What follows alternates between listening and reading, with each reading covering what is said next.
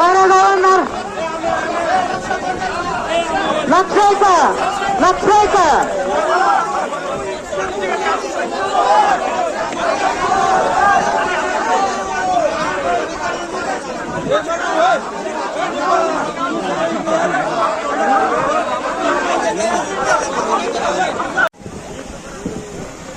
Final मित्रांनो नारायण टेंबे आणि पारेगाव लागली आहे.